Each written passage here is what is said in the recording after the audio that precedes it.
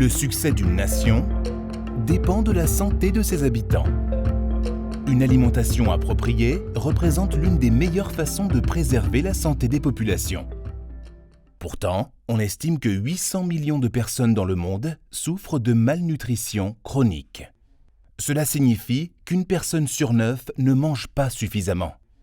Et en Afrique subsaharienne, il s'agit d'un habitant sur 4. La malnutrition menace les économies en réduisant les taux de réussite scolaire et la productivité au travail. Des investissements adaptés permettant d'améliorer la nutrition peuvent changer la donne et entraîner une hausse du PIB de près de 11% chaque année en Asie et en Afrique. L'amélioration de la nutrition a pour objectif principal d'atteindre la sécurité alimentaire ou de veiller à ce que les populations aient un accès stable à des quantités suffisantes de denrées alimentaires nutritives. Il existe plusieurs façons d'améliorer la sécurité alimentaire. La planification familiale volontaire est une approche souvent négligée. La planification familiale aide les femmes et les couples à avoir le nombre d'enfants qu'ils désirent et au moment qui leur convient. Près de 225 millions de femmes dans le monde ont un besoin non satisfait en matière de planification familiale. Ce qui signifie qu'elles souhaiteraient éviter ou retarder une grossesse, mais qu'elles n'utilisent aucune méthode de contraception moderne. En conséquence, 4 grossesses sur 10 ne sont pas planifiées. Sachant que la plupart des couples dans le monde souhaitent avoir moins d'enfants que leurs parents ou que leurs grands-parents, la planification familiale peut contribuer à répondre à leurs besoins tout en ralentissant la croissance démographique. Sur la base des taux de natalité actuels, la population mondiale devrait augmenter de 2,5 milliards de personnes d'ici 2050 et continuera probablement à croître. La production alimentaire mondiale devra augmenter de 70% d'ici à 2050 pour nourrir tout le monde. Dans de nombreux pays, les terres agricoles cultivables sont déjà limitées.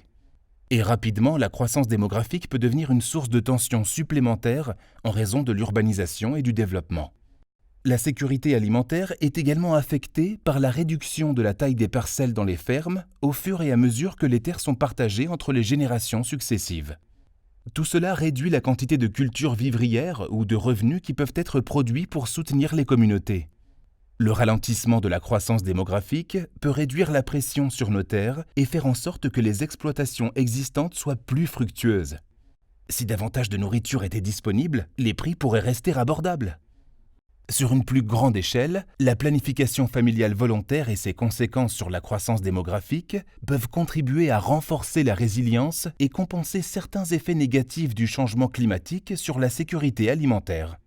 Un modèle de simulation pour l'Éthiopie prévoit que d'ici 2050, les effets du changement climatique auront réduit la quantité de nourriture disponible par personne à environ 350 calories par jour, soit la moitié d'une assiette moyenne de riz, de poissons et de légumes.